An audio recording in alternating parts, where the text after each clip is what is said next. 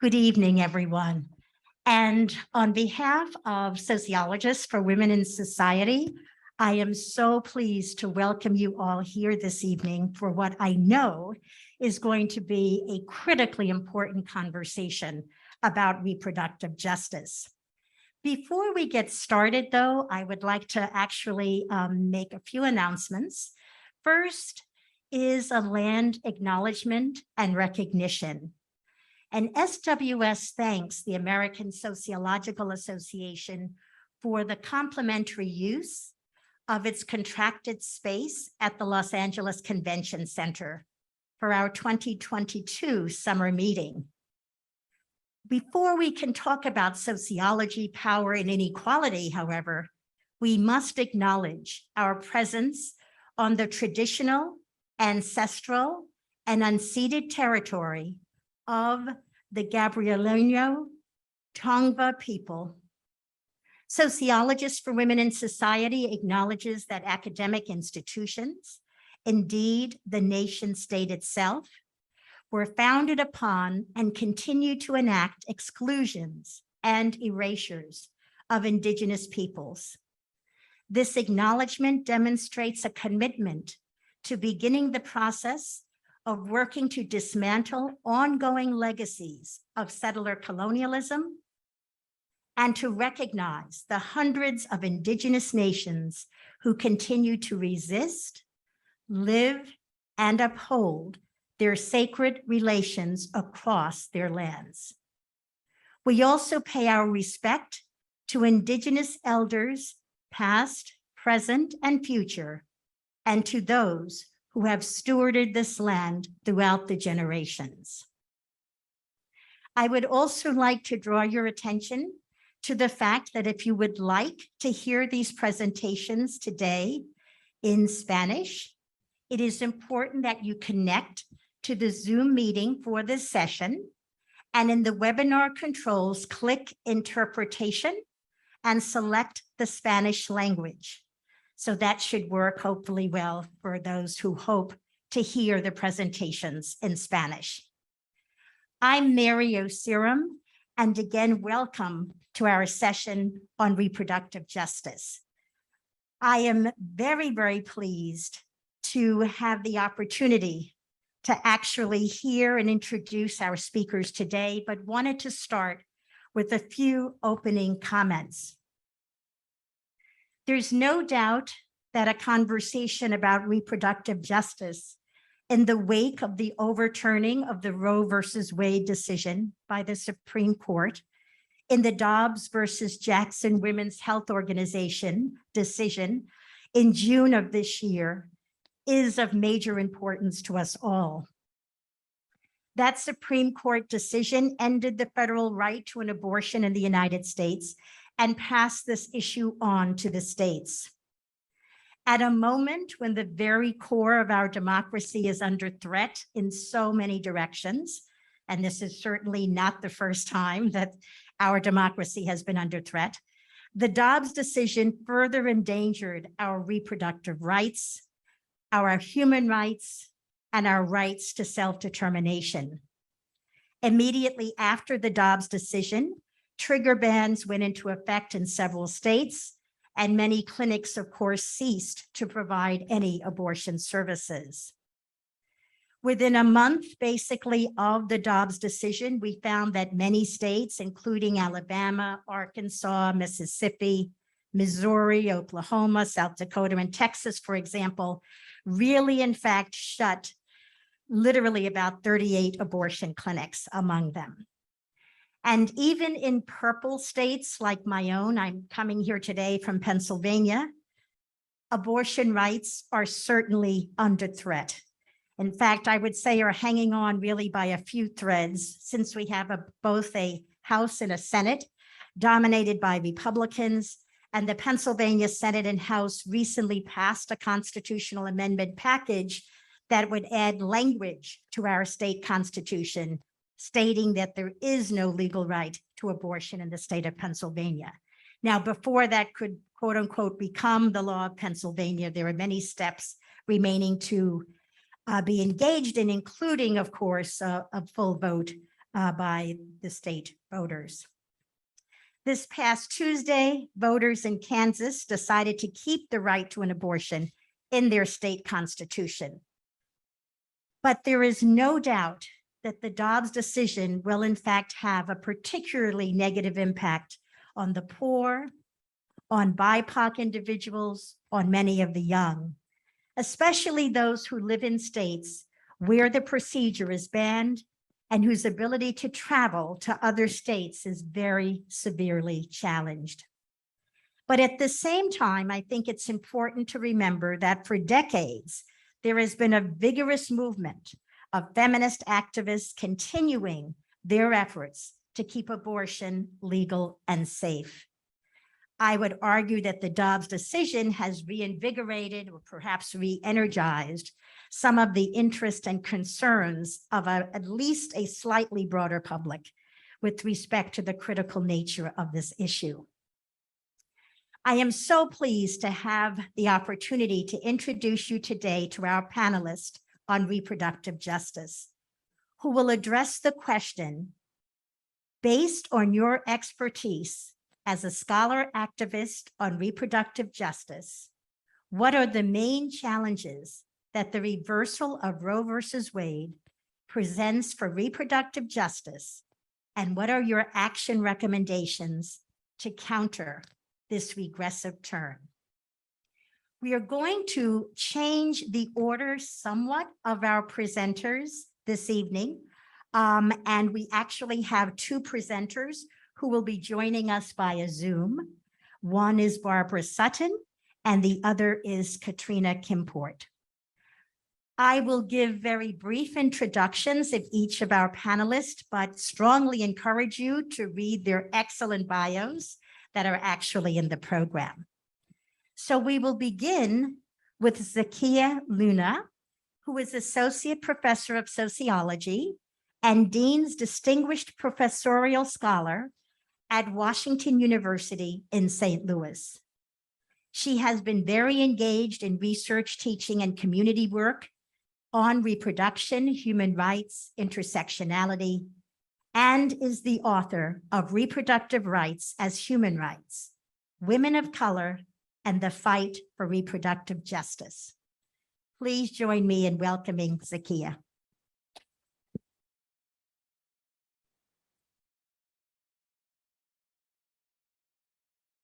Thank you, President-elect. Thank you all for being here. Thank you for live streaming in.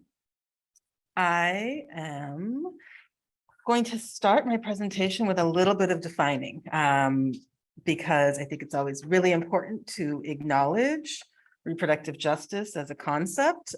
Gets used in a lot of ways now, but way back when, in 1994, a group of Black women at a conference around reproductive health really wanted a way to conceptualize reproductive rights in the broader context of social justice, and sort of merged these concepts, right? And came up with reproductive justice and really thought of it as right to not have children, right to have children, or right to parent, right? So it's part of a spectrum. And I think I'll talk more about that as I move forward. But I'm going to really focus my remarks on sort of 3 C's, how we got to this critical moment, communities affected, although our introduction already had some of this, and thinking about the creativity, right? What are the creative ways communities have resisted reproductive oppression well before this moment and will continue to, right? So I think in thinking about this critical moment, and many people in this room and watching know this, but there will be folks totally new, right? And so I think it's really important to talk about the fact that many people have been living sort of practically on the ground in a post-Roe space for decades, right? Because 1976, the Hyde Amendment was enacted. And the anti-abortion strategy has been really clear from the beginning, and other panelists will talk more about this. But, Roe ruling 1973, Senator Henry Hyde introduces the Hyde Amendment, no federal funding for abortion except for in cases of rape, incest, and endangerment of life of the mother. That was the language used at the time. And I always come back to this quote because I think it's really important that he said, "I certainly would like to prevent, if I could, legally, anybody having an abortion, a rich woman, a middle-class woman, or a poor woman. Unfortunately, the only vehicle available is the Medicaid bill," right? So the strategy's been really clear. And something really important about the Hyde Amendment is understanding that it's a budget rider. So that meant that every single year, legislators, Republicans, Democrats, independents, right, a whole set of folks, every single year said, hey, okay, it's okay. Every single year. This meant government employees, right, who were receiving their health care from the federal government, folks on Medicaid, people in the Peace Corps, right, a whole set of folks every single year, elected representatives said, you know what, it's okay, right, for them to have to figure this out. And I think that this is really important, right, because what it meant is that from very early on, the idea that some communities would figure it out has been there from the beginning and has been reinforced over and over and over. And I think, Hyde is really important because it sort of normalized abortion restrictions, right? And many people, right, including some people watching this, might still be like, really, the Hyde Amendment, what, right? Like this has been in place for decades. And so I think it's really important. And again, the goal has been from the beginning to make abortion illegal for all women was the language, really it's all people, right? We think, and really to make abortion unthinkable is the language that organizations like National Right to Life use. So that gives you a sense, right? Communities that have been affected in every single state. Now, some states definitely made the decision to use their own funds to expand access, California being one of them, and various others, so that people receiving Medicaid could access an abortion. But that was just up to the states, right? So I think of that being really important because what we saw, with overturning of Roe v. Wade, like, been the goal. And it hasn't been a secret, actually. They're quite clear and have been quite clear on the strategy. And many social movement organizations have been saying, hey, pay attention to this, pay attention to this, pay attention to this, right? So I say that because I think it is great. People have been highly energized, and also people have been working on these strategies and what to do at the state level, federal level, right? Trying to get Hyde overturned, right? Trying to get Biden to say abortion, which happened very recently, right? All of these things, right? To say, if we're not even able to say the words, how can we actually legislate around this, right? How can we actually make change around this? And so I think, and particularly for folks who've been engaged in reproductive justice organizing, right? Folks have always said, like, yeah, abortion is important and it's part of a reproductive spectrum, because the same folks who are being denied access to abortion, right, have a lot of difficulty getting good health care for their kids through Medicaid, right? Or a whole set of things, right? It's all intertwined. And so for me, that's part of what I really think about regarding this moment, and how for some, absolutely, it feels like this came out of nowhere. And for others, it's like, it's been the writings on the wall and it's been the goal for decades. And as others will talk about, this isn't the end. And again, been very clear, right? Well before you could read Thomas's, concurrence, and well before then, right? It's been very clear. And others, such as Letta Ross, have made the point that actually folks on the right have been really clear in seeing the interconnections between all of these rights and articulating, oh, voting rights is connected to abortion rights, is connected to racial justice, is connected to, well, perfect, in ways that actually, took a bit longer for the mainstream reproductive health and rights organizations and spaces to really embrace that. And I'd say, there has been some shifting and thinking about leadership and the sort of forward work that's been happening regarding recognizing the importance of a more holistic reproductive justice perspective. And that I'd say is great. And also, I'll be honest, some folks are like, too little, too late, right? So how do you balance that? As a sociologist, sometimes I feel like, we're in classes and students are like, wait, but is there anything I can do? And I'm like, yes, you can. Like, people made this stuff. People can unmake this and they can create different things. And actually, what I think is also really important in thinking about the creativity is that people have been thinking about, well, what does it mean to think about abortions happening outside of facilities, right? So self-managed abortion has come such a long way, right? We don't need the sort of coat hanger imagery. Like, actually, we have pills, pills that are accessible in different ways, and there's instructions, and there's a whole set of things, right? And the WHO, the World Health Organization, has also come on board and said, like, yes, this is a safe way to perform, self-managed abortion, right? And yet we also know, right, as creative as folks are and committed as they are to ensuring people can access abortion, right, opposition also doing so. So folks like Lynn Paltrow and others who've been really talking about the criminalization of pregnancy and pregnancy loss, right? And this was happening before the Dobbs decision, and it continues. Thank you very much. And so it also means, right, thinking about creative ways to support people, right? Creative ways that are also safe in the sense of thinking about technologically safe, right? All of these things. And I think in this moment, there is so much vibrancy, and something I think is, quite different from 10, 15 years ago is, for example, that there's broader conversations about abortion funds. I was just talking with someone earlier today saying, like, it's a little surreal that, like, you can look at the USA Today and they're like, what's an abortion fund? Like, when USA Today, which is a very mainstream paper, is saying, what's an abortion fund? How can you donate? How can you help National Network of Abortion Funds? How can you help do this? Like, what does that mean, right? It means that the cultural work around shifting some of the conversation has been successful. And that cultural work needs to continue happening, whether it's the storytelling, whether it's a whole set of things, right? And I think, as many people saw on the very helpful info sheet, right, that statement that went out from SWS, there's so many ways for people to get involved. And I also think it's okay for folks, if in this moment, folks are very overwhelmed, it's okay, because this fight will continue, right? It's been decades long, it's going to continue. Your support is needed, not just in this moment, but actually a year from now, right?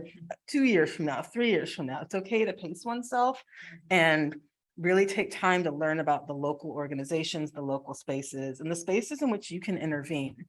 So I think I wanted to, help them sort of doing that framing work and just remind, yes, we're in this critical moment.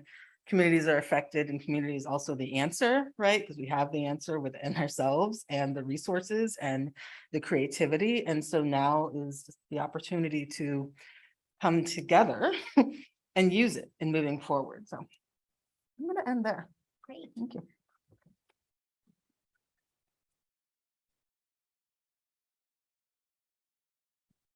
Thank you so much, Zakiya. As I said, we're going to shift up the order a little bit, and our next presenter is Barbara Sutton, who will be joining us on Zoom. Barbara is a professor and chair of the Department of Women's, Gender, and Sexuality Studies at the University at Albany. She's also affiliated with departments of sociology, of Latin American, Caribbean, and U.S. Latino studies. And she is the author of Bodies in Crisis, Culture, Violence, and Women's Resistance in Neoliberal Argentina. Also, Surviving State Terror, Women's Testimonies of Repression and Resistance in Argentina. Please join me in welcoming Barbara.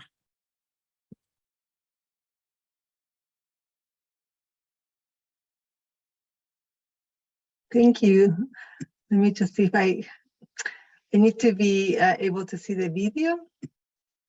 Like, let's see. I think you can hear me, but I don't think you can see me because I cannot.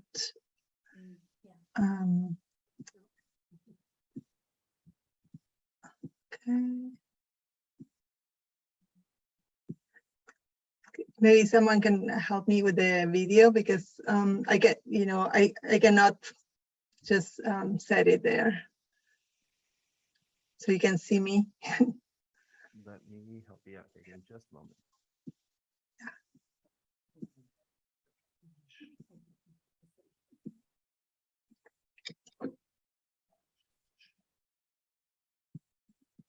You should have the start video button on the bottom of your Zoom call. Yeah, no, I have done this before, but for some reason it's not allowing me. It says you cannot start your video because the host has stopped it.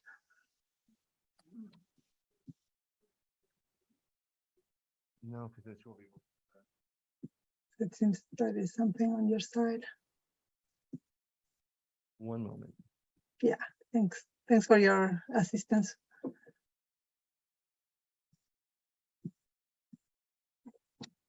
I made you a co-host. See if you can try it now. Okay. There you go. Thank you. Thank you very much. Hello, everyone. Can you see my screen also? The PowerPoint? Yes? Yes. Okay, that's great. Yes, Well, we can. thank you. Thank you. Good afternoon, good evening, those in the East Coast. And thank you for joining us for this important conversation about reproductive justice or lack thereof in the United States. I will also incorporate a transnational perspective, drawing on my research on abortion politics in Argentina, which might be helpful as we engage in dialogue about action and strategy.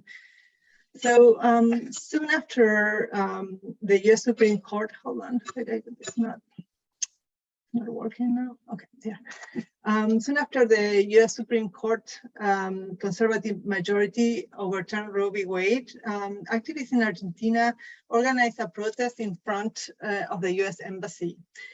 Donning the green kerchiefs of the abortion rights movement, they denounced this reversal of rights, warned against the advancement of fundamentalisms, and expressed solidarity with the compañeras, sister activists in the US facing this new scenario. These protests conveyed the need for a transnational defense of reproductive rights. And while activists in Argentina have expressed international spirit and solidarity before, whether about Poland or Colombia or Ireland or El Salvador, or other places where abortion has been in the spotlight, they recognize the importance of demonstrating in relation to the US, given its outsized role in global politics and its influential conservative movement. And indeed, the recent Supreme Court decision in Dobbs raises grave concerns about resurgent forms of authoritarianism, even in democracies. We are already seeing how this ruling has given free rein to both state laws and citizen attempts to control the bodies and lives of people, of women and people with other gender identities who may become pregnant. And kind of this general environment of fear and intimidation. Recent reports, for example, point to increased presence of armed and far-right groups showing up in the context of abortion demonstrations, raising concerns about violence. And incidentally, this same Supreme Court majority ruled in favor of easing restrictions on gun carrying in the recent New York State Rifle and Pistol Association versus Bryn case, which was decided one day before Dobbs. So returning to Dobbs, while the decision has set in motion numerous injustices, this moment has been long in the making, as Zakiya mentioned, and this beyond the appointment of conservative judges under Trump. It is really the crowning of a steady erosion of abortion rights state by state, from the imposition of waiting periods, economic and geographical barriers, onerous requirements on clinics, to the criminalization of women of color in relation to obstetric events.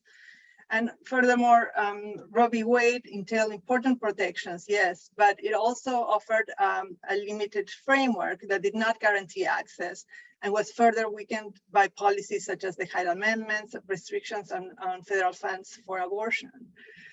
those most marginalized by intersecting inequalities based on race, class, gender, citizen status, have borne the brunt of those limitations in the form of criminalization, surveillance, stigma, preventable health risks.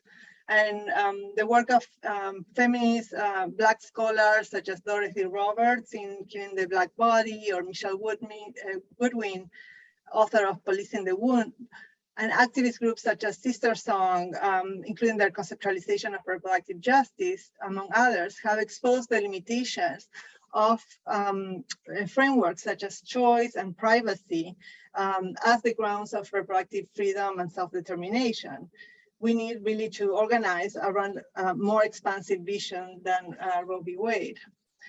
I think also that a life free from authoritarianisms is at stake, and not just in light of Dobbs, but in relation to the concomitant mushrooming of restricted laws, each the most draconian. So for instance, what I find particularly insidious about the Texas SB 8 law that preceded Dobbs is the attack on the social support network of pregnant people. This has implications beyond abortion in the way it contributes to erode trust, social bonds, solidarity, mutuality. It attacks the social fabric. It encourages citizens to spy and denounce each other. It wreaks authoritarianism. With a twist, to me, it reverberates with the security state slogan, if you see something, say something, referring to terrorism suspicion. Only now the suspects are the support system of pregnant people, family members, healthcare workers, feminist activists, and anybody who might want to assist them. This speaks to the need to think about abortion broadly in connection to other social and political processes that are unfolded, and the backlash against any progress made for social justice, democracy, and equality. Indeed, I think that we need to place Dobbs' decision in the context of conservative attacks against trans rights, inclusive and non-essentialist understandings of gender and sexuality, and discourse and education addressing racism.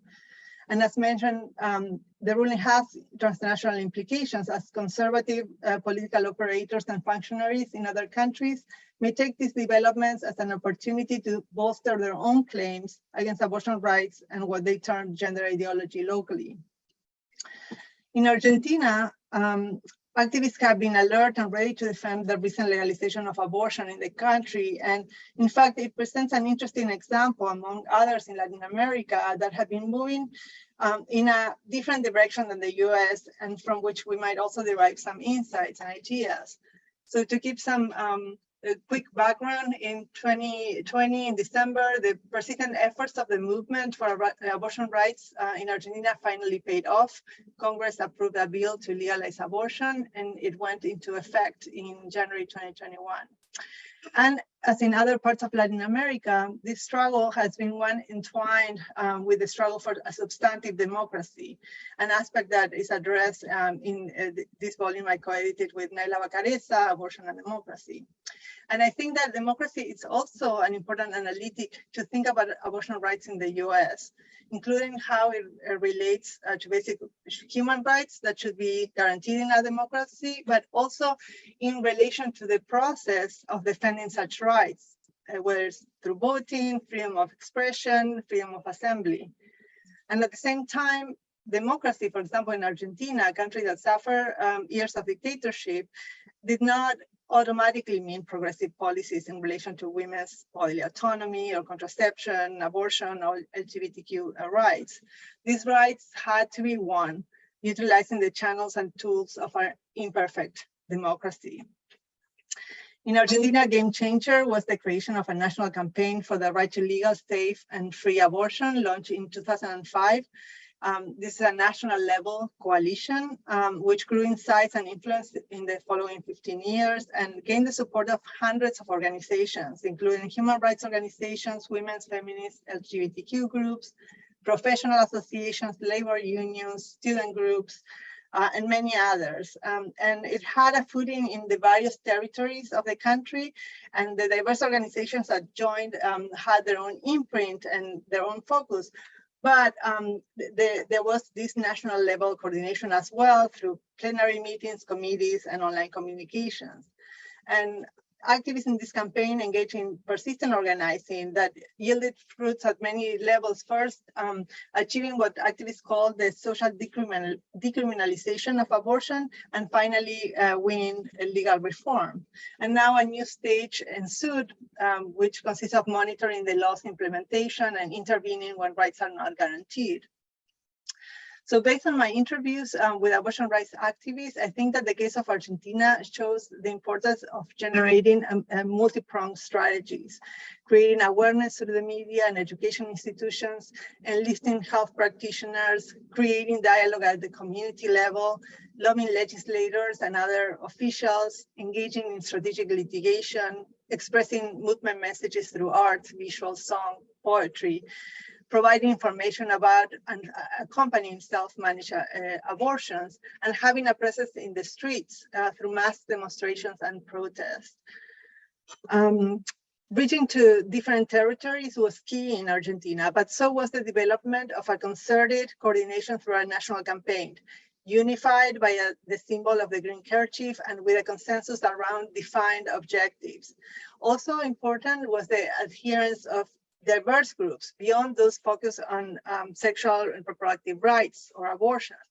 It was about creating a critical mass of people willing to show support for the rights of women and anyone with the capacity to gestate, to not die or damage their health in clandestine abortions, to live free from fear of criminalization and violence, to have bodily autonomy, and to be recognized as full human beings rather than mere incubators.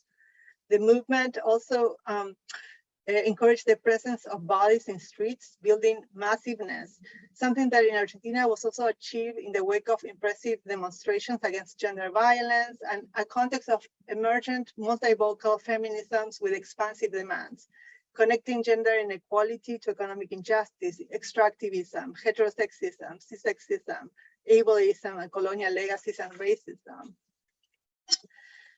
In Argentina, particularly in 2018, when the law was debated the first time, but did not pass, the cause was really visible in the streets, in the media, in quotidian places.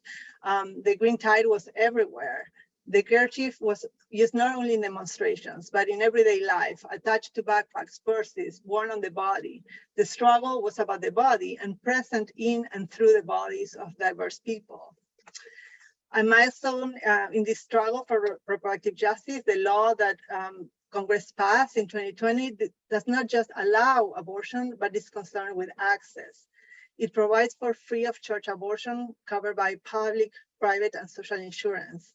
And as my work with Elizabeth Borland shows, activists did not just make demands based on choice or individual bodily autonomy, but human rights, social justice, public health, the pregnant person's lives, and in pragmatic terms too, showing both the ineffectiveness of the punitive law to prevent abortions and the harm that it causes fostering unsafe practices. Yet not everything is death, danger, and direness. Activists also brought joy, desire, pleasure, friendship, and care to the discourse and practice of abortion rights activism. They claimed their rights to their life projects, engage in solidarity and accompaniment, and through street performances, including dancing, singing, decorating the body in glitter, they not only declared that abortion should not be stigmatized, but enacted the stigmatization through their very bodies. In the process, they created new possibilities for affirming justice and democracy, and for new generations to strive for a more just world. So thank you.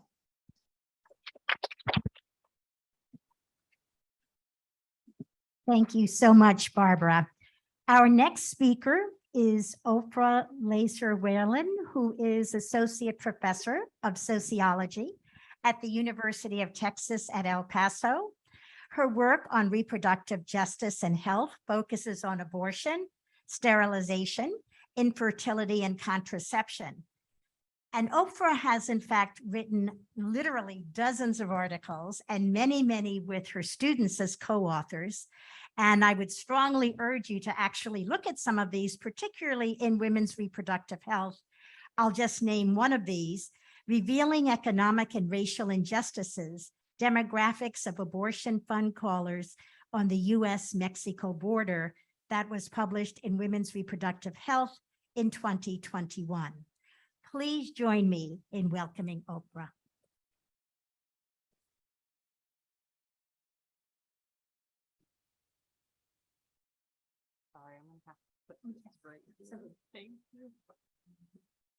Thank you for that introduction, Mary. I always think like, wow, I really want to be that person that is introduced. But I also want to thank Roberta, Barrett, SWS for putting together, first of all, a great call to action statement after Dobbs came out, and this emergency plenary on such a dire and significant topic. And I really mean this. Thank you all for being here virtually or in this room, for being interested and for being in this fight, because showing up is really important. And I imagine all of us are thinking about our own range of feelings since however long it's been. Some of us have known that this was coming for a long time. Others of us were a little more shocked by Scalia's leaked draft. Others when the Dobbs decision came out. And I just want to acknowledge that doing this emotion work is work in and of itself. And, you know, on a personal note, I just want to say that I'm feeling it too. And it's been really hard. And, you know, I broke down after the Uvalde, Texas school shooting. And I really want to bring this back into this reproductive justice framework that Zakiya was talking about, right? That is reproductive justice too, having a place, a safe place where we can have children. And that was coming after the Scalia draft was leaked. And I broke down. I cried for 3 days. And it's still really hard for me to think about, you know, like that classroom of children looks like every classroom that my children have been in living on the US-Mexico border. And those are, you know, those are the kids that have been growing up with us. And so beyond our anger at gun laws and our broken healthcare system and other structural barriers, I really want to say that it's really hard, but it's really good for us to be here. And it's not only hard for us emotionally, I think it's hard for us in terms of power, right? In that the majority agrees with the idea of abortion in some sense, but we tend to have less power right now than our legislators and our judicial branch seems to think and actually has. So that's why I'm saying thank you for being here and thank you for being in this battle. So, you know, what does this battle look like? You know, as we know, about half of the states in the US will not have abortion. And I think the thing to really look at now is also the criminalization policies that are going to start coming down. You know, people talked about SB 8, the Texas law that essentially you can be a vigilante and turn your neighbor in. But there's going to be more of that. And I think we really need to keep an eye on fighting for further criminalization. And as we know, criminalization already targets BIPOC communities. And so it's really going to come down a lot harder for BIPOC communities that are already affected by the abortion bans that Mary has talked about, that Zakiya has talked about, right? People who are facing structural inequalities of sexism, racism, transphobia, ableism, you know, not having the structures and resources to travel, to get a procedure, to get childcare, to take time off of work, etc. And it's also these structural inequalities are also going to add to abortion stigma.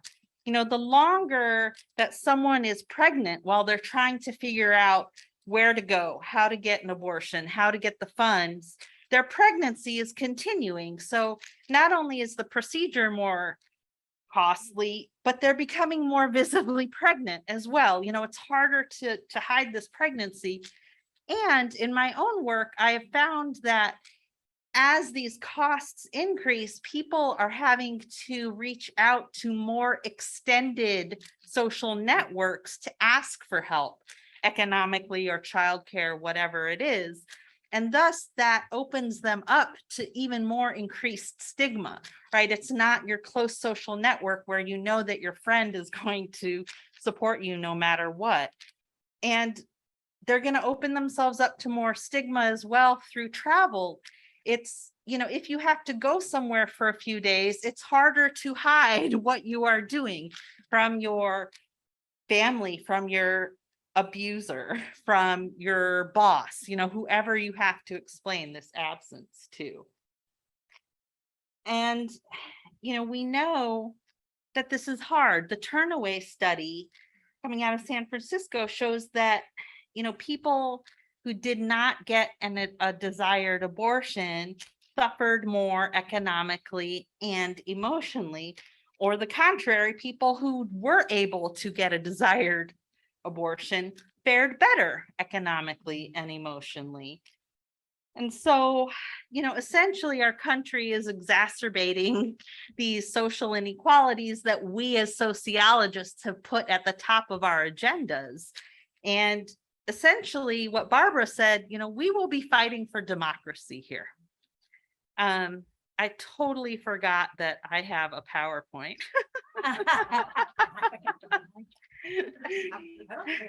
But I didn't need any of the slides. I only have 4 slides and they're very bare bones to be ADA compliant. So I haven't yet actually needed them. So I wanted to talk a little bit more about abortion funds, because that's been my work. As most of us know, abortion funds are nonprofits that help people economically either get their procedures or with travel related expenses, hotels, airfare, things like that. And so I've worked with the Texas Policy Evaluation Project at UT Austin. And in the summer of 2020, we interviewed abortion fund staff and volunteers from 10 different abortion funds across the state of Texas. And we were interested in knowing how both COVID and the executive order that the Texas governor had issued right at the beginning of COVID affected them. This executive order essentially said, you know, because of COVID, all non-essential procedures are banned. And abortion, of course, was that non-essential procedure. And so there was no abortion in Texas for a month before the executive order got overturned. And so essentially, we were studying a microcosm of what is happening now on a grander scale. And our data reveal that, you know, abortion fund staff and volunteers are flexible, committed to reproductive justice, working overtime to collaborate with other funds, with new clinics, with new hotels. And I know that sounds silly, but you have to establish a relationship if you're sending people to a hotel who, for example, are going to be bleeding on sheets, you know, on a regular basis. You know, they're working overtime. But what I want to say now is that these abortion funds in Texas that you see here are not operational now after this SB 8 aiding and abetting law. They are gone. They are not working. And so the question is, what are we going to see now? Are these charitable organizations, is this sustainable, you know, and for how long? And there are new organizations popping up. I've been talking to a new fund out of Minnesota, which is great.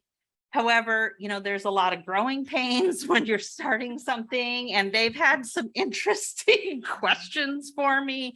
You know, they didn't know, for example, that there are internal border patrol checkpoints. So, you know, about 90 miles outside of the border, if you drive anywhere, there is a border patrol checkpoint, and a border patrol agent says, you know, are you a citizen? So, you know, there's going to be a learning curve. But my point is, even in the midst of confusion, there's going to be a lot of help. And one thing we can do is we can keep talking and fighting and normalizing the idea of abortion, because the less we talk about it, the more it's going to be stigmatized, and the more we're going to be able to let these criminalization laws in. We can teach about it as educators, you know, even in an introduction to sociology class for ideas such as norms or deviance. It's very easy to talk about abortion. If you're a textbook writer, put abortion in our textbooks. You can donate and help by donating to practical support abortion funds. Local politics are really important. Like Mary said, look at Kansas and their vote. You know, there's other municipalities and counties, for example, in Texas that are working on voting to deprioritize criminalization, right? And the last thing we can do is keep researching. We have learned from our compadres, Barbara Sutton was talking about La Marea Verde. We can, you know, we have more fuel and more recognition than we had before, in that we've been researching this. We have the data and our work is being read. It's being disseminated. It's being used in court amici. So it's in the media, it's in the popular media. And so I think we need to do, you know, all of these bullet points and keep the faith, but also do the self-care you need, because I realize this is a long haul and it's incredibly emotional. So we're all in this together. So thank you.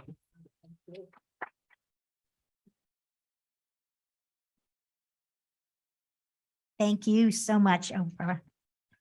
Our next speaker is Katrina Kimport, who is professor in the Department of Obstetrics, Gynecology, and Reproductive Sciences, and a medical sociologist in the Advancing New Standards in Reproductive Health program at the University of California, San Francisco.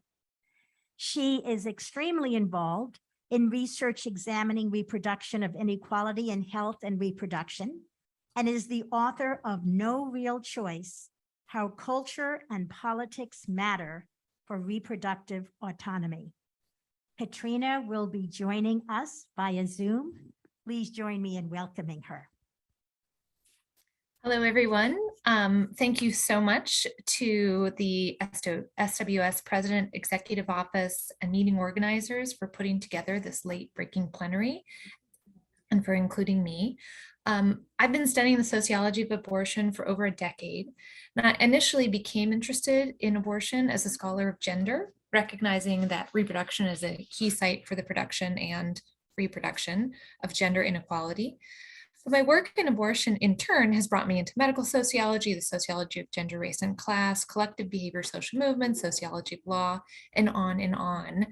Maybe another way to say it for this audience is that the sociology of abortion offers a little something for everyone. And that's echoing a little bit of what Ophra was sort of saying at the end there. And I think we can see that from the other presentations as well. It's really a privilege to share this space with my co-panelists. So in my time, what I'd like to describe is some of what I think are the underattended to, unnoticed, or less noticed effects of the Dobbs decision.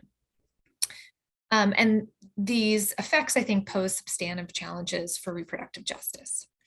As has already been presented, the Dobbs decision means that nearly half of states in the United States have or are expected to ban most abortion care. And other states are passing legislation to protect and expand abortion rights. I want to talk about how this matters in particular for third trimester abortion care and the patients who need it. First, the new post-Dobbs patchwork of abortion availability will mean an increase in the need for third trimester abortions across the board. Before Dobbs, most abortions took place in the first trimester, which is typically defined as up to 13 weeks of pregnancy. And most of these abortions took place in standalone outpatient clinics. We can expect that to continue. However, the new availability landscape will mean that some people won't be able to access first trimester care when they want one. Fewer providers nationally means that some people will have to travel substantially longer distances, which means greater cost. Before Dobbs, most people who obtained an abortion were under 200% of the federal poverty level. So finding the money and the time to travel also then takes time. So the people most likely to be impacted, and this is again echoing my fellow panelists' findings, people most likely to be impacted are those who are already most negatively impacted by state level restrictions on abortion, specifically members of socially marginalized groups, including young people, undocumented people, people living on low incomes, and Black and Brown people. Fewer providers nationally also means longer wait times at the remaining providers. Recent mystery caller research has documented two-week appointment wait times in clinics in Colorado, as Colorado has absorbed many of the patients from other states that have banned abortion. And what this means is this affects pregnant people who are in the states that have severely restricted or banned abortion, but also the people in abortion supportive states where clinics have to manage the influx of out-of-state patients. Some of the people delayed by travel and the additional costs of forced abortion travel, as well as the extended clinic wait times, will be delayed into the second or third trimester of pregnancy. And there's a snowballing effect. Only a subset of abortion facilities provide second trimester care, and only 4 clinics are publicly known to provide third trimester care. Second and third trimester procedures, while still safely performed in an outpatient setting, typically take multiple days and more clinic resources than first trimester procedures. This means facilities have fewer appointments. And this means likely increased travel costs and even longer wait times. So current wait times at the handful of facilities that are publicly known to offer third trimester abortion care are at least 3 weeks. The upshot is that people have to remain pregnant that much longer than they want to be. And again, most commonly people who are from already socially marginalized populations will be most affected, and some will be unable to obtain care altogether.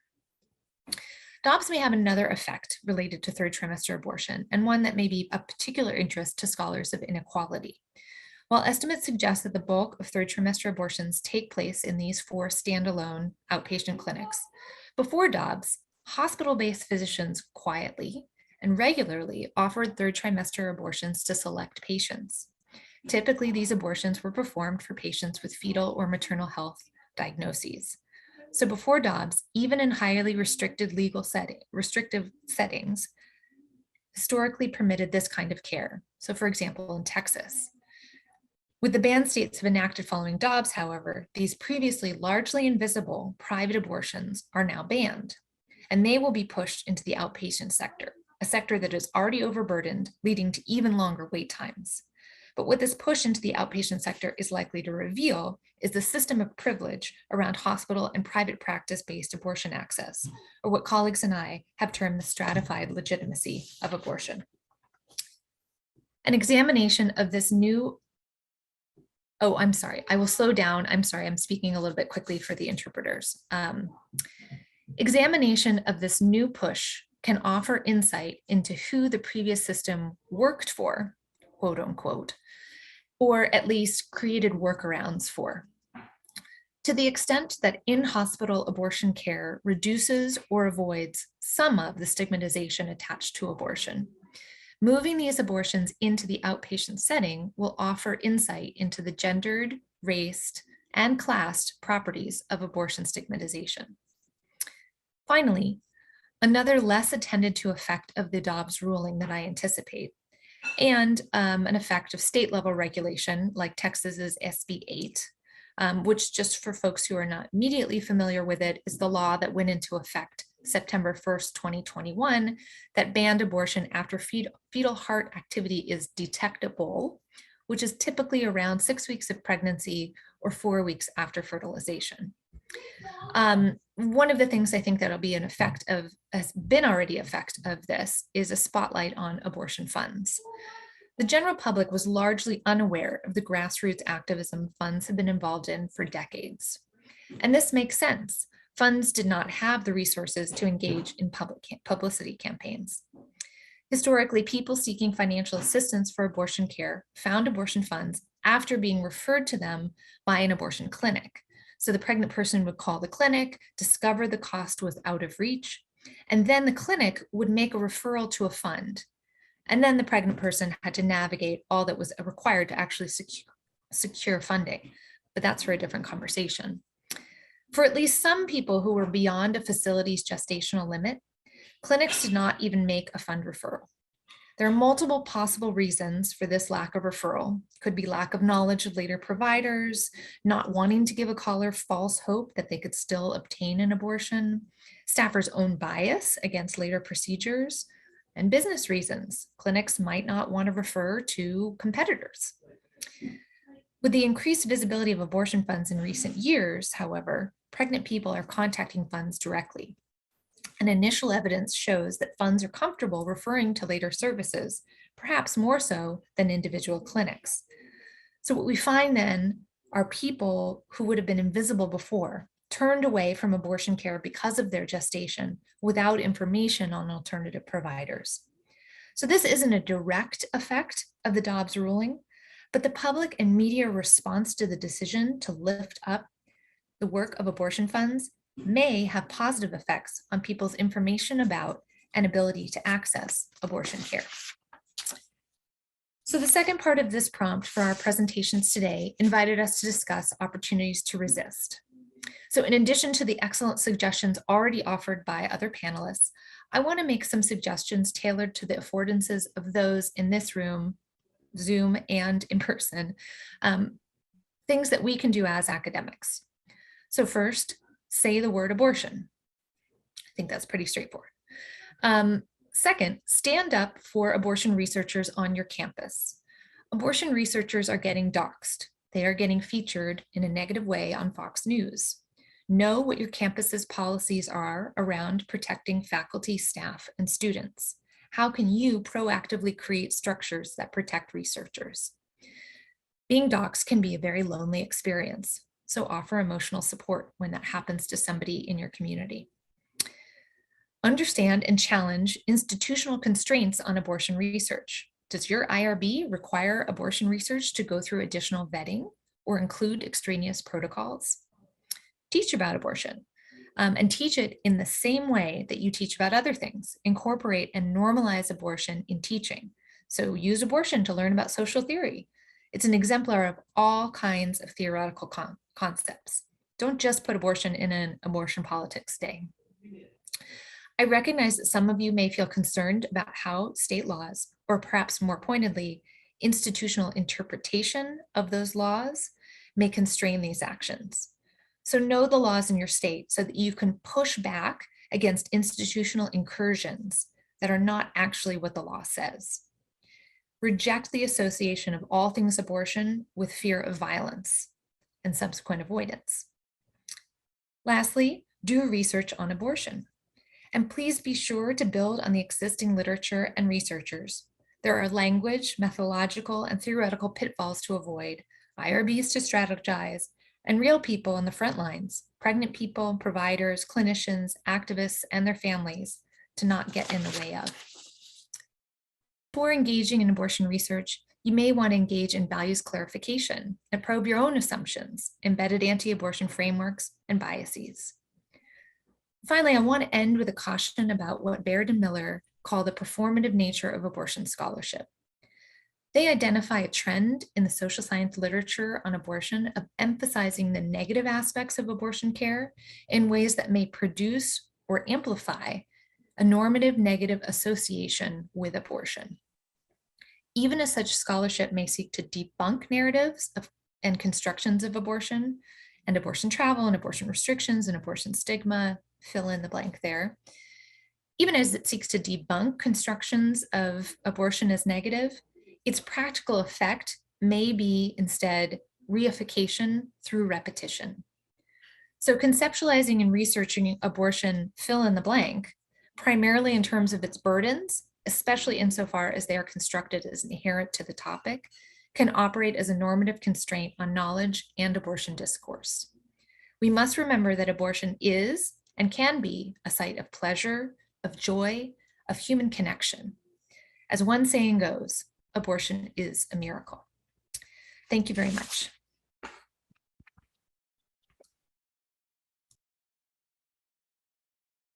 Thank you very much, Katrina. Our last panelist today is Andrea Boyles, who is Associate Professor of Sociology and Africana Studies at Tulane University. Andrea studies race, Black feminism, the intersections of race, class, and gender, neighborhood disadvantage and interactions, crime, and Black citizen police conflict. She is the author of You Can't Stop the Revolution, Community Disorder and Social Ties in Post-Ferguson America. Please join me in welcoming Andrea.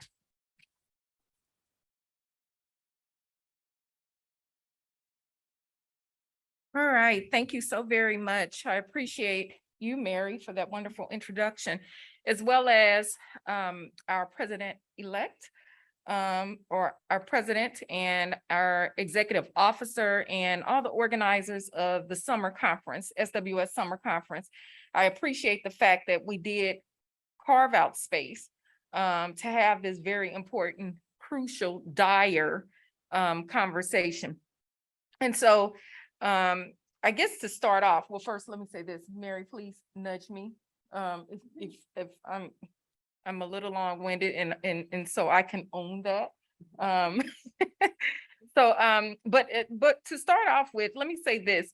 In the words of Fannie Lou Hamer, I am sick and tired of being sick and tired.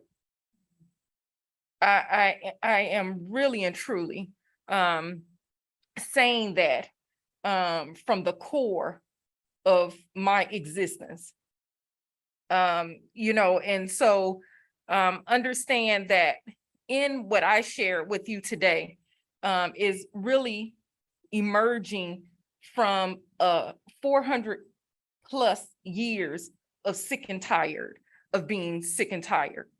It is emerging from 12 million displaced Africans,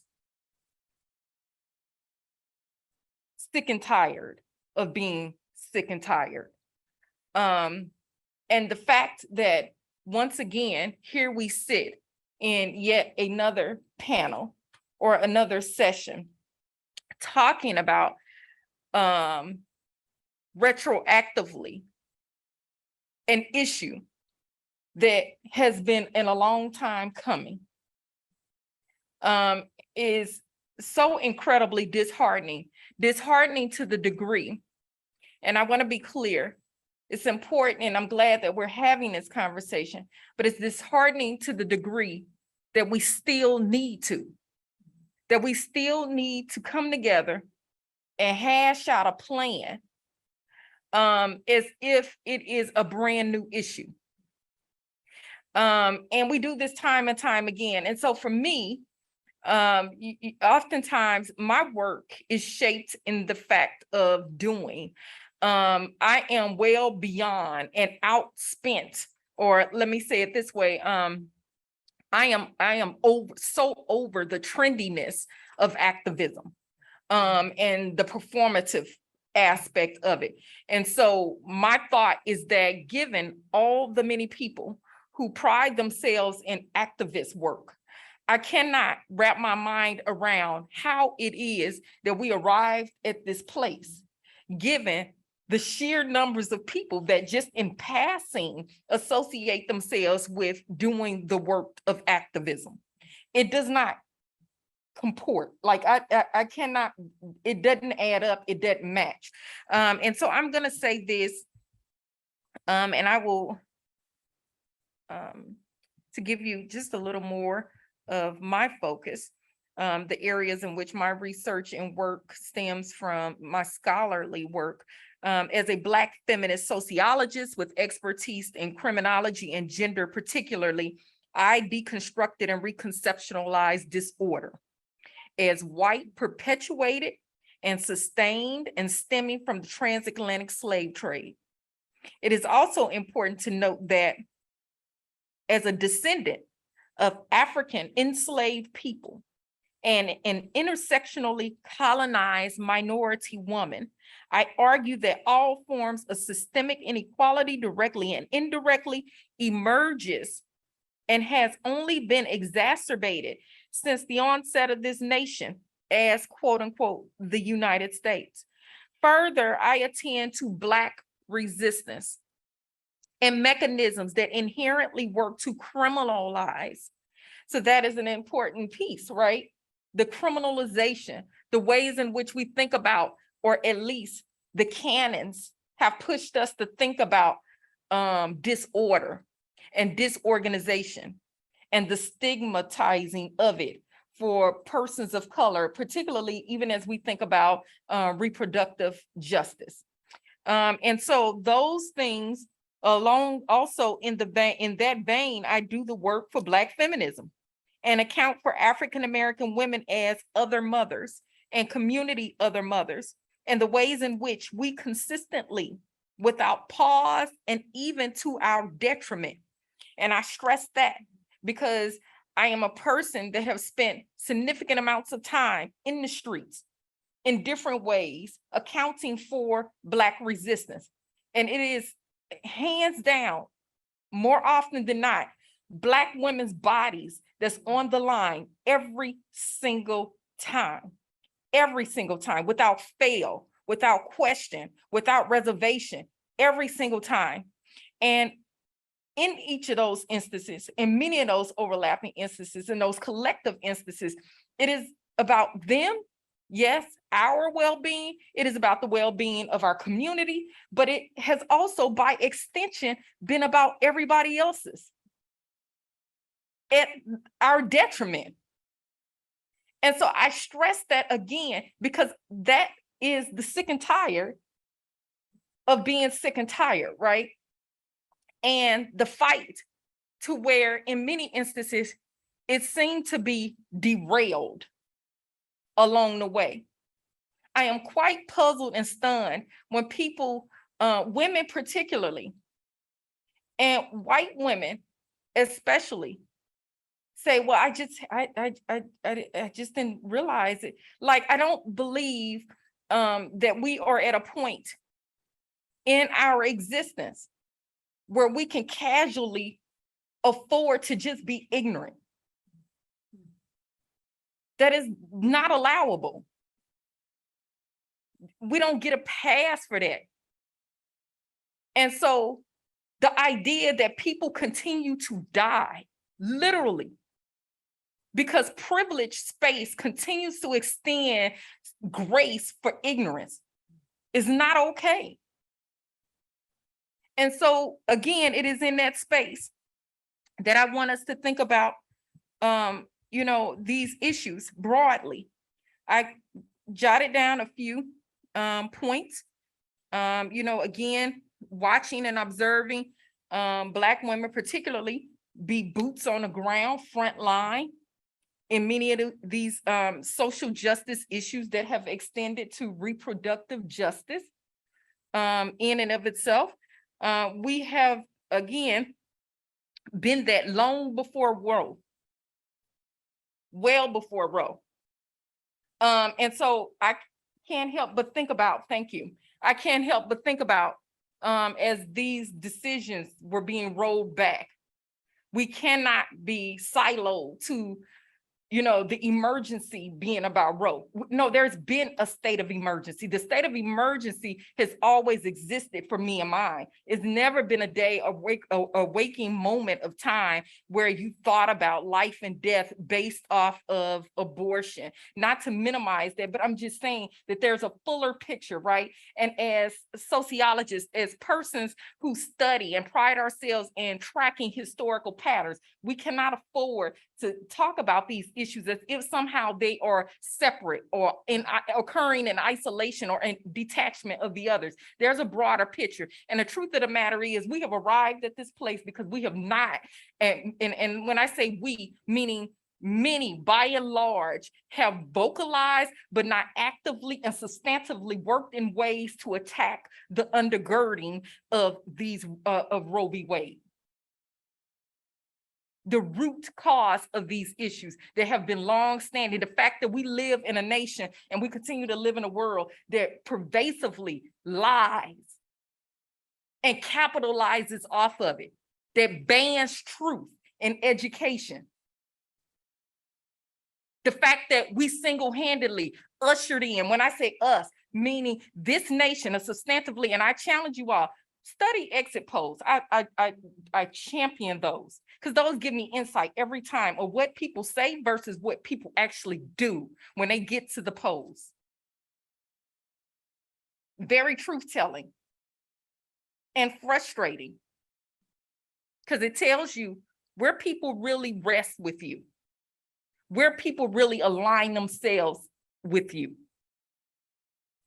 But it is in that space that I, again, challenge us to think about these things as interconnected and interdependent issues, not just being Roe v. Wade. I think that we have failed, this nation has failed to substantially address the undergirding again of reproductive justice, right? I talk about, and I guess where I come into play, my work at least, while I do not specifically tackle reproductive justice research, I deal with resistance and mobilization efforts of women, Black women particularly, and all those different things, collective action, and all those issues in terms of disorder. And I coin, or at least talk about and argue these issues as effects of disorder, effects of white disorder, the emergence of these issues, reproductive injustice and so forth. And so I'm going to wrap this up and sit down, because I asked Mary to tell me, and she has several times now. You all saw her. And so I'm going to sit down in a second, sit down. And so what I would say again is that I think that we need to be honest and truthful. We need to not keep reteaching each other, but there are folks, people have family members that they know are hateful. People have colleagues and coworkers that they know are hateful. People have neighbors that they refuse to talk to and exchange with, that you know full well are hateful. These are the folks that need to be talked to. I don't want to keep being like, I'm just saying, so my thing is, don't talk to me. When I say that, I mean, not necessarily don't talk to me. What I'm saying is, like, I don't need to be taught this, right? I know what this is. Take that energy to the people on your block that you know are like a step away from a whole hood. Talk to them. Galvanize those folks. I don't need that. We're boots on the ground. And so it is in that, and that I would challenge us to move from a place where I often heard some of the, even when they are talking about politics and things like that, they talk about citizens being one issue, voters, that kind of thing. We can't afford to be one issue activists. If that is truly what drives, or in some ways, our research and what we do holistically is tied into those things, we have to, again, approach it at the root, not at the surface and in these superficial, trendy ways that make no difference for people's lives from day to day. Thank you.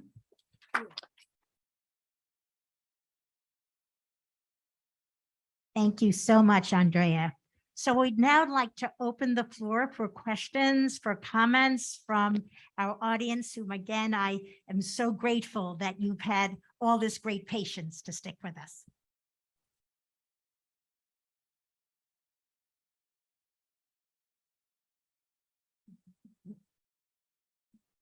Maybe let's take a couple questions at once. Yeah, that's right. Comments are also welcome. What brought you here? Are there any on the Zoom? Like, are we watching? Oh, that's right. I don't know. And of course, I'm not. Are there some questions? Oh, okay. Oh. Let's see. Sorry.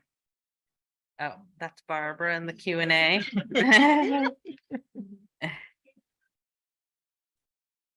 All right, here we go.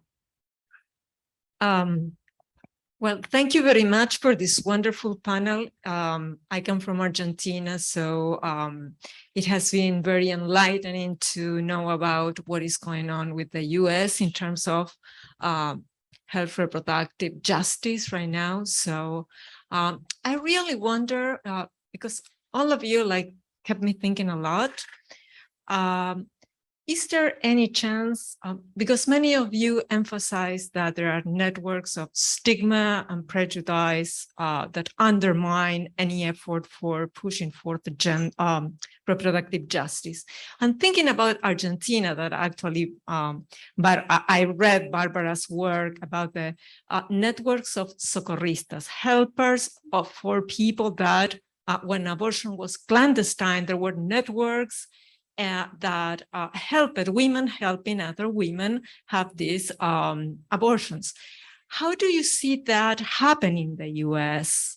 Instead of networks of prejudice, to what extent can we think about networks of solidarity and compassion about those more marginalized women that really need to go through an abortion? What are the chances of that developing, or if it already exists, of becoming or being more strengthened and so on? And thank you for the wonderful panel once again. Thank you for that question. I think, you know, we've all talked, or most of us have talked about abortion funds, getting networked into them, which not only donating, but you can volunteer to drive people to clinics to house them in your home. I've done both of those things. With self-managed abortions, there's definitely a way to provide people with pills, to send them pills, to get them connected to organizations that will send them pills. So I think, you know, what we don't have a rigorous like a compañera, you know, system that is in Latin America. And I think we could be better about that. I know. Thank you for that question. And I appreciate Katrina also in her presentation was talking about this. I think it's a really interesting moment, right? I've known about abortion funds for a really long time. And again, there has been actually concerted effort. The media attention isn't just accidental in the sense that there's been much more collaboration. The National Network of Abortion Funds has existed for almost 30 years, right? And there's certainly been a shift. Now there's a leadership that is, and in many funds, more reflective of who is actually getting abortions. And what I mean by that is that there's a lot of young people at the helm, a lot of young folks who are low income, right? People of color, queer folks, right? And part of that work has been also being like, actually, we're okay saying we've had abortions, right? So we're part of, you know, they're part of various campaigns, whether, you know, Renee Bracey Sherman started We Testify, right? To say, you know, who's missing from all these conversations about abortion and legislation? People who've had abortions who aren't legislators, right? And creating this space that initially was out of the National Network of Abortion Funds, but has, you know, grown, right? Or you see more and more celebrities talking about, and I think certainly, you know, there have been some celebrities historically, but that's part of, like, there's been multiple campaigns, right? Abortion Within Reach campaign, Liberate Abortion, you know, campaigns where it was about getting people who were in visible cultural positions to talk about what we know statistically was relatively common experience, right? And so I think part of it is that there's been networks, although again, some differences for sure, networks, and for various reasons, some of it was actually not as visible, but then there's folks saying, you know what, yes, there's risks and we need to make this even more visible, right? And I think social media has also helped shift things so much. Because I mean, there's so many young people on social media. So how do you let them know about abortion funds? Like social media, right? So I think that's a really important thing. And I, you know, I was on the board of Access to Reproductive Justice, which was California's main abortion fund. And there's also just different models in thinking about leadership in many of the funds, right? Some of them are nonprofits, like with full-on 501c3 structure, some of them more collective, but like even the idea of like, well, who should be on the board, right? Well, people who've had abortions, people who have kids, if they haven't had abortions, I mean, a whole set of things, right? And like thinking differently about how do you develop power, empowerment, and that it's not only a charity model of like people call, get resources and buy, there you're gone, right? No, like actually you have knowledge to bring into this space to inform the policy that is happening in California right now. Like this expansive policy didn't just happen by accident, right? There's been coalition work, there's been a whole set of things. So I think part of it is that like bringing those networks more publicly so that people can see the work, but that does also have risks. And I think that's something that people who started Reddit pages and were like, we're going to have auntie networks, we're like, that is not helpful for so many reasons, including, I mean, just literally the safety stuff. I'm on a national board now. There's safety considerations, right? You don't just sit there and put on a Facebook page, hey, I'm opening up my house and I'll give you a ride. You know, do you need an abortion? Hello, Facebook has all your data all the time. Anybody else can read that, right?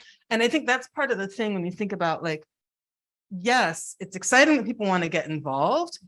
And as a friend of mine, Breakfast Pie says like, and welcome to the conversation, right? It's really important to think about like, there's already been a conversation happening.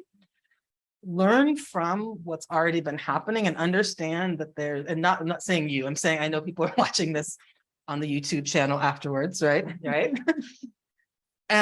It's there in part because it's important that people actually have some background and knowledge and training a little bit, right?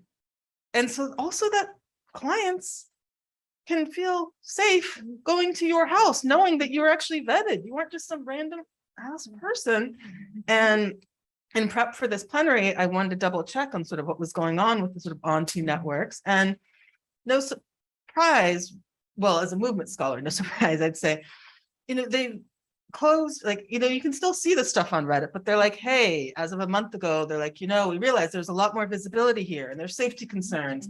And also, there was a whole set of discussions happening around language and like, oh, that there was a whole set of folks who didn't understand why this whole like Underground Railroad concept is a bit problematic, right?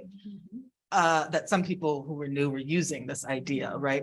And, or that Handmaid's Tale isn't really like, oh my gosh, it's here, but it was already here. Like slavery was like this.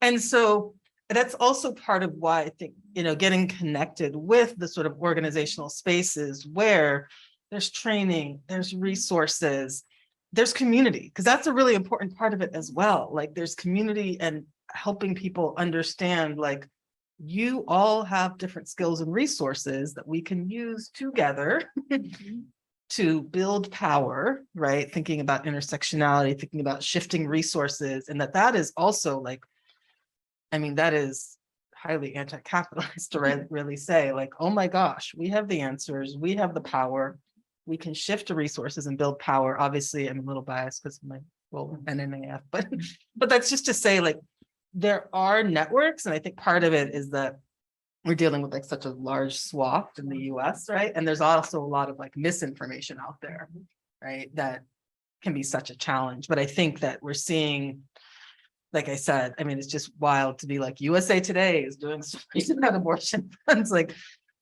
that's pretty mainstream. And so I think we're going to see in a few years, even more sort of power, right? Coming from that space and recognition. So that's exciting in that sense. Yeah, long answer, but. Something and then I'll pass it to you. Well, thank you.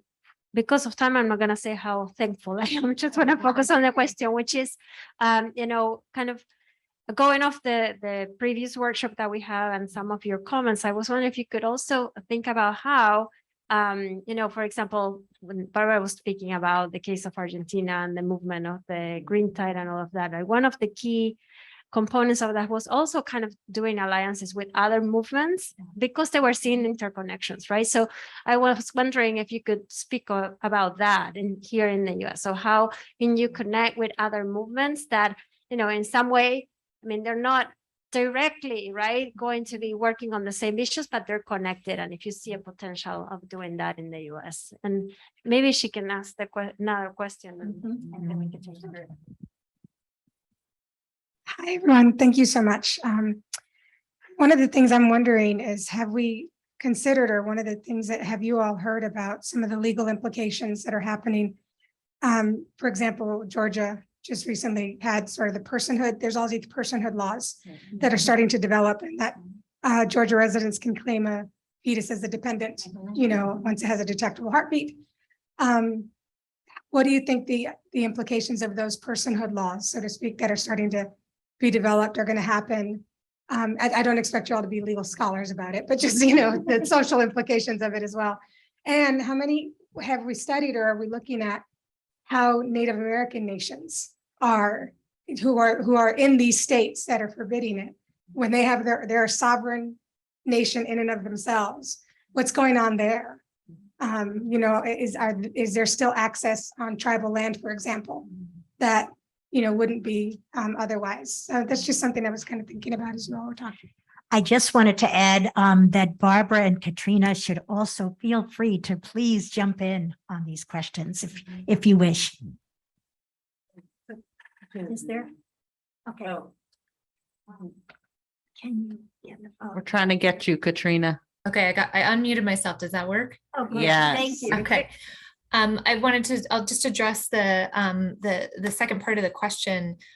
So the healthcare service that's delivered to many Native Americans is government sponsored and funded, and so subject to the Hyde Amendment. So that's part one. Part two is the health insurance that these populations receive currently is inadequate.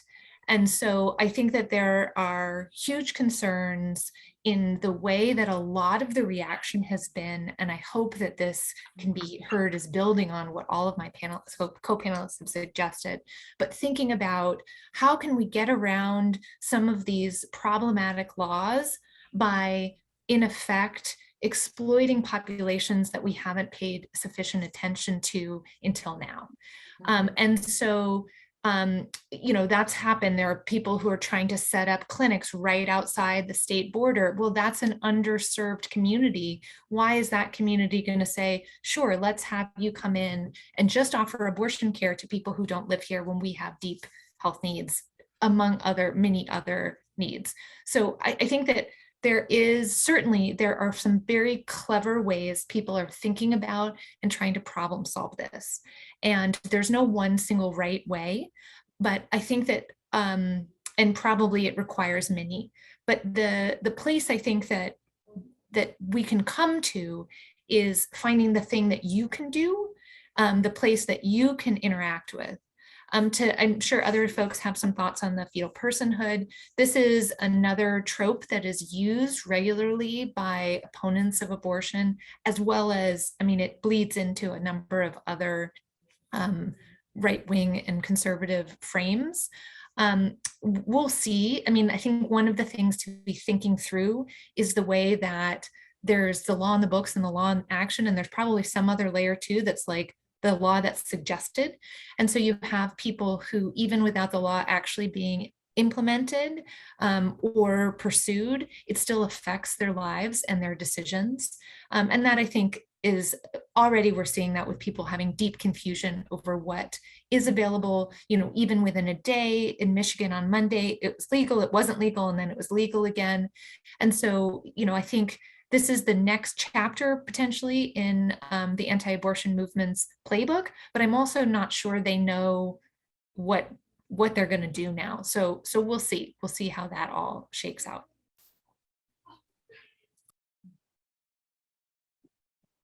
Whether you want to talk to Roberta's question about solidarity with other or. Sure. Yeah, because that's been, key aspect of reproductive justice broadly as a framework was to be like, yeah, environmental justice issues are connected to reproductive issues, criminal justice issues. Yeah, I mean, like one concrete example is very recent. I mean, a couple of months ago, a webinar that was between various organizations, and it was all around interrupting criminalization, right? And they're saying like, hey, like we can see what's happening regarding abortion. We had folks like Andrea Ritchie, who I think a lot of people mostly associate with work around abolition, right? Talking about, yeah, and like, here's how this, criminalization broadly, and making the point, like, the same people who are enforcing and engaging in police violence are the same people who are going to be enforcing things regarding clinics. Like these are not different people, right? And there's been even other work. Abortion Access Front recently had a huge online training with like 10,000 people, which I think was like one of those things that was really heartening to me, right? And they worked with like 25 organizations, abortion funds, I mean, a whole set of organizations, and it was a lot of new people to the movements. And one of the panels that they had, this was all virtual, you could find it online, was about direct action, right? And thinking about, as Barbara was talking, like the pleasure and the joy in that, but also some of the risks. And some of that is very much, they're like, yeah, like policing, like, what happens when you're engaging in particular protest, like, yes, like you might see yourself as a certain type of person, but you get in a particular space, and as was talked about, like, yeah, so these are issues around democracy, right? So there is work that's happening regarding that, right? And I mean, I'm a fan of coalition, but I think coalition work is also challenging, right? In the sense that people really have to like develop those relationships of trust, and that takes time, I think, and that's something that's, and self-reflection, as multiple people have talked about. But yeah, I mean, I see hope. That's why I study movements and engaged in them. But I think it's like, yeah, it takes time. It's like a long game. Yeah. So I think on that note, and we actually did start 10 minutes late. I think that this is a great opportunity to thank our panelists, who I think have just done a phenomenal job.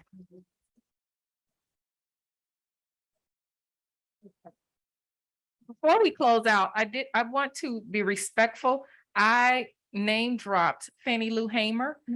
For the sake of this conversation, I want to make sure we understand that as she was a civil rights organizer, a phenomenal activist of her day, she too faced reproductive injustice. She underwent sterilization to her unbeknownst as she was fighting for change. And so that is a huge deal in her biography. Again, as she was fighting on the front lines for democracy and otherwise. So I just wanted to, I did not want us to end and me not acknowledge that. Thank you.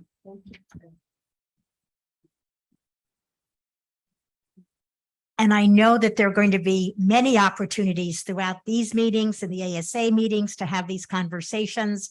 And I will just put in a little footnote that I can already tell you that at the winter meeting 2023, definitely reproductive justice is on the agenda. So thank you all for coming, for participating.